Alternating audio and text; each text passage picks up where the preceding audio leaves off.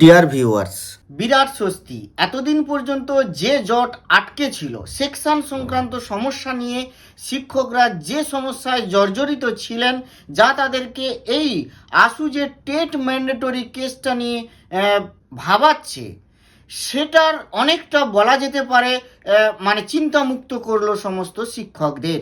আসলে উৎসশ্রী পোর্টালে যখনই একাডেমিক সেকশনের স্ট্যাটাস হিসাবে শিক্ষকদেরকে নথিভুক্তিকরণের কাজ শুরু করেছিল শিক্ষা দপ্তর, তখন যে সমস্যা তৈরি হয়েছিল সেখানে অনেক শিক্ষককেই, মানে অনেক অনার্স পিজি লেভেলের শিক্ষকদেরকেও আপার প্রাইমারিতে দেখিয়ে দিচ্ছিলেন অনেক HY, এবং সেটা নিয়ে জল গড়ায় কোর্ট পর্যন্ত। বিভিন্ন শিক্ষক সংগঠন কোর্টে গিয়ে তাদের দাবি যেটা, যে তারা কিন্তু সবাই নর্মাল সেকশনের টিচার, সেই দাবি ছিনিয়ে আনেন এবং কোর্ট থেকে রায় হয় নর্মাল সেকশন হিসাবে তাদেরকে ট্রিট করতে হবে।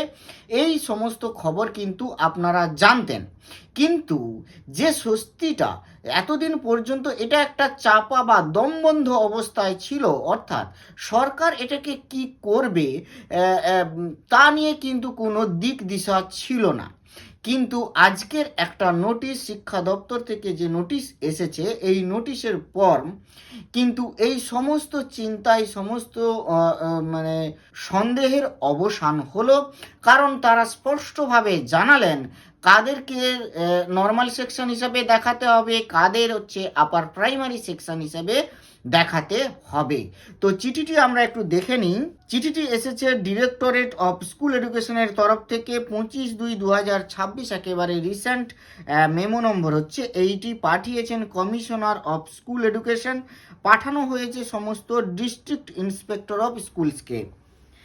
তো updating academic section details in Utsashree portal, যেটাই এই সমস্যা, এই জটটাই কিন্তু আটকে ছিল। এর সমস্ত টিচার্সদের স্ট্যাটাস কিন্তু আপডেট করা যাচ্ছিল না, তাদের একাডেমিক সেকশন আপডেট করা যাচ্ছিল না।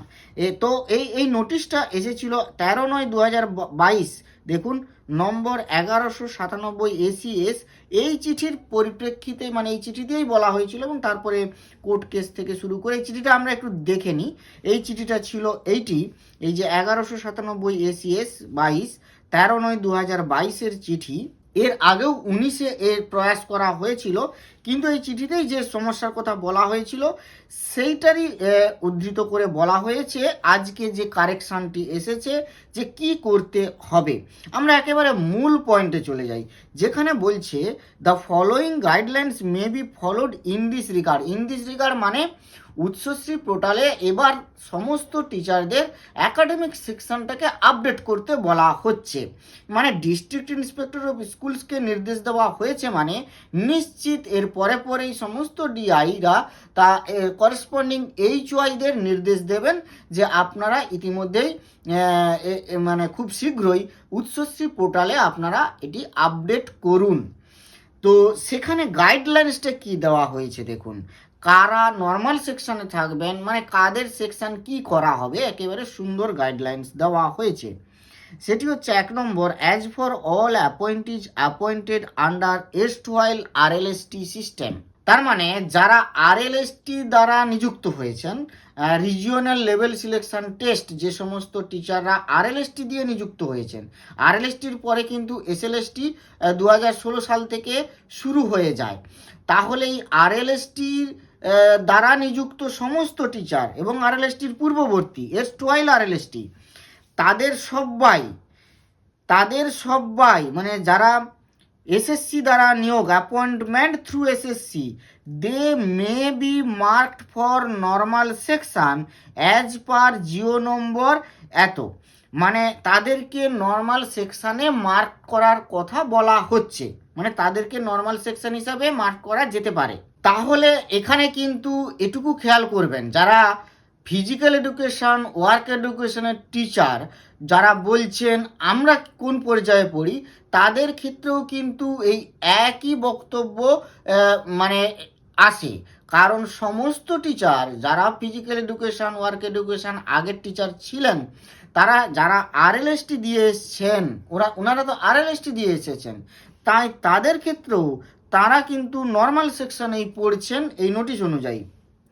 কিন্তু কেবলমাত্র কারা পড়বেন না, সেটা উল্লেখ করা হয়েছে। দেখুন, the teachers appointed for physical education work education under the first SLST may be marked for upper primary subsection as they were recruited specifically as upper primary teachers.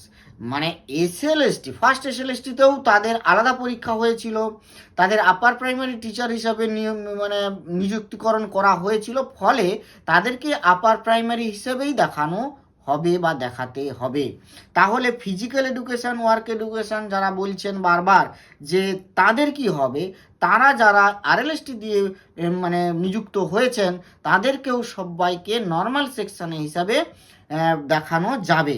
The teachers appointed specifically for the upper primary. এবার আপনারা জানেন 2024-এর সেখানেও যে পরীক্ষা হয়েছে সেখানেও upper primary সাবসেকশনের জন্য আলাদা করে টিচার নিয়োগ করা হয়েছে, আলাদা করে তার রিক্রুটমেন্ট নোটিফিকেশান হয়েছে, আলাদা পরীক্ষা হয়েছে, তাই তাদের কিন্তু আপার প্রাইমারি রাখতে হবে। এবার কিছু ব্যাপার হয়েছে যেগুলো এসএসসি দিয়ে নিযুক্ত হয়নি, এমন কিছু ইনস্টিটিউশন ছিল, যেমন মিশন স্কুলগুলো বা খ্রিস্টান মিশনারিগুলো, এদের ক্ষেত্রে কি বলা হয়েছে দেখুন, all the teachers appointed for classes 5 to 10 by the school authorities outside the ambit of the SSC may be marked as for normal section। তাদেরকেও নর্মাল সেকশনে রাখতে বলা হয়েছে, নর্মাল সেকশনের টিচার হিসাবে দেখাতে বলা হয়েছে। কাদের? যারা এসএসসির বাইরে, এসএসসি দিয়ে আসেননি বাট সেই সময়ে নিযুক্ত, যেমন খ্রিস্টান মাইনরিটি স্কুল। কারণ কি না, তারা এই যে প্রসিডিওর যেটা এসএসসি নিচ্ছিল, যে সিস্টেমে তারা নিয়োগটা করছিল, যে ম্যান্ডেটরি মেনে তারা করছিল, সেই ম্যান্ডেটটা কিন্তু বা সেই প্রসিডিওর কিন্তু ফলো আপ করছিল বাকি সমস্ত স্কুল, সেই কারণে তাদেরকেও নর্মাল সেকশন হিসাবে রাখতে হবে। আচ্ছা, এরপরে কি বলা হলো, no action should be taken in respect of those teachers of 9 to 10 continuing in service.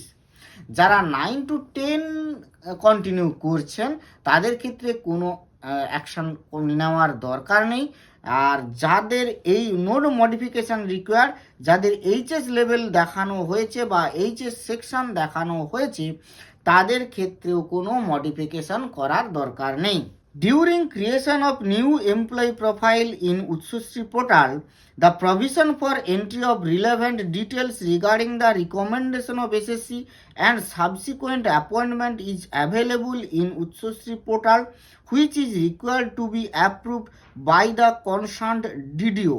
On the other hand, the same details need to be updated immediately by all concerned schools for the residual employees in IOSMS portal। ওখানে কোথায় না, master directory management SSC recommendation data submission. মনে করে দেখুন একবার, SSC recommendation number, date, এই সমস্ত ইনফরমেশনগুলি মাঝে একবার লেগেছিল এবং সেগুলি সব সাবমিট করতে হয়েছিল IOSMS পোর্টাল, উৎসশ্রী পোর্টালে। সেই কথাটাই বলা হচ্ছে, সেগুলি অ্যাপ্রুভড হতে হবে বাই কনসার্নড ডিডিও, যেগুলি উৎসশ্রী পোর্টালে এখন অ্যাভেলেবল। তো এই কথাগুলি বলা হচ্ছে এবং এই কাজগুলি এবার দেখবেন আস্তে আস্তে সমস্ত স্কুলে অর্ডারগুলি হয়তো আসতে চলেছে এবং সেগুলিকে এবার আপডেট করা হতে থাকবে। তাহলে এটি একটি বিরাট বড় খবর, স্বস্তির খবর। অন্তত যারা সেকশন সমস্যায় ভুগছিলেন তাদের ক্ষেত্রে এটি একটি বিশাল খবর। যাই হোক, আজ এই পর্যন্ত। ভালো থাকবেন, সুস্থ থাকবেন, ধন্যবাদ।